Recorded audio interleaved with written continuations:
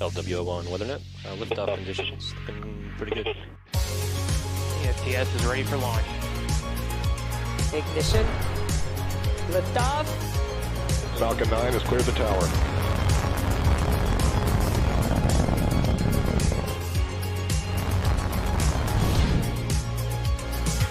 Ten, 9, 8, Side booster ignition. 6, 5, 4, 3, 2, 1.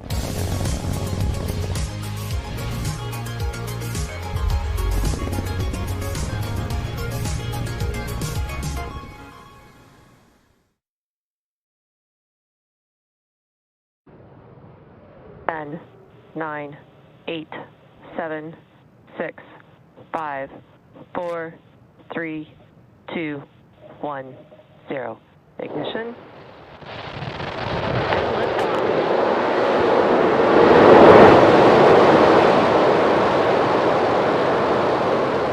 Vehicle is pitching downrange.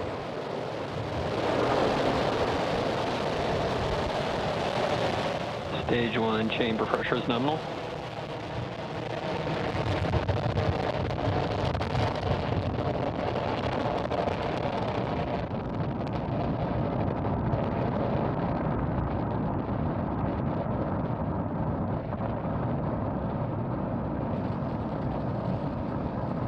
T plus 40 seconds into flight. It is dark, but we can definitely hear Falcon 9. We have successfully lifted off from pad 39 at Kennedy Space Center, carrying our stack of Starlink satellites into orbit. Right now, we're currently throttling down the engines in preparation for max Q. That is the period of maximum aerodynamic pressure, where we'll experience the largest structural load on the vehicle during ascent. So slowing the vehicle down helps during this period.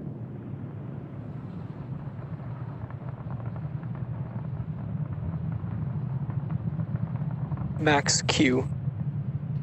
And there is the call out for max Q. We've just passed the period of maximum aerodynamic pressure on Falcon 9. In about a minute, we have 3 events happening back to back. First up is main engine cutoff, also known as MECO. This is where all 9 Merlin engines on the first stage will shut off to slow the vehicle down in preparation for the second event, which is stage separation. During stage separation, the first and second stage will separate from one another, with the first stage starting to make its way back to Earth for a landing attempt on our drone ship, while the second stage continues its journey with the third event, Second Engine Start 1, also known as SES-1. During Second Engine Start 1, this is where we'll light the Merlin vacuum engine on the second stage and propel the second stage along with the Starlink satellites into orbit. MECO. Stage separation confirmed.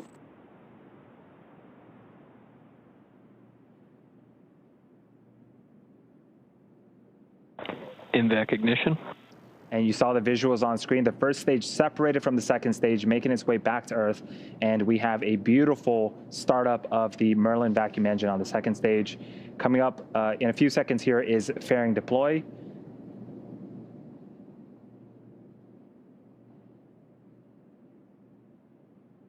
Fairing separation confirmed. And off goes the fairing halves, exposing the batch of Starlink satellites on top of the second stage. As a reminder, we will be attempting to recover the fairing halves today with our recovery ships Go Searcher and Go Navigator.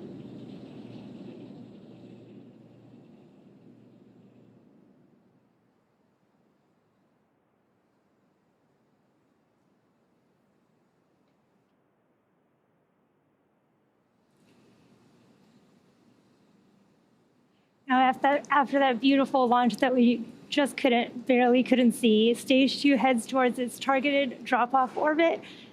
Stage 1 is going to execute 2 burns in order to make its way back down to Earth. The first is the entry burn, where 3 of the M1D engines will reignite, and this will help slow the stage down as it re-enters the upper part of the Earth's atmosphere. The second burn is the landing burn. Now, this is a single engine burn that will bring the vehicle speed down rapidly in order to land on our drone ship, Of Course I Still Love You. Acquisition of signal, Bermuda. You can see in that video there that our second stage is looking good.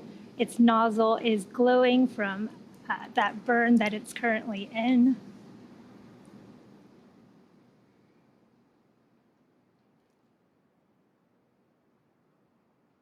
And again, our second stage is carrying our 60 Starlink satellites to LEO, or low Earth orbit. That's about 550 kilometers above the surface of the Earth. For reference, most satellites are actually in GEO, or geostationary orbit, which is over 1,000 kilometers above the surface of the Earth.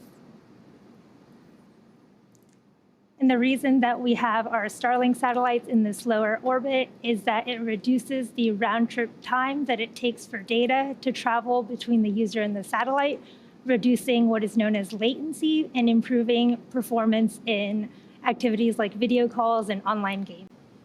Stage 1, entry burn startup. You heard the call out for stage 1 entry burn startup. Again, the entry burn will last about 20 seconds here.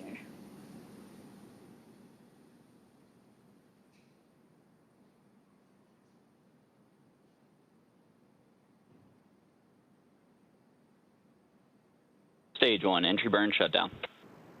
We've had confirmation of a successful stage 1 entry burn. And if you've been following SpaceX news, this is actually the second landing that we're attempting in the past 12 hours. Continue to follow nominal trajectories. Stage 1, landing burn startup. You heard the call out for our start of landing burn. This will be about 20 seconds. Hopefully we'll get a great video from our drone ship, Of Course I Still Love You. You can see it there on your left. Stage 1, landing leg deploy.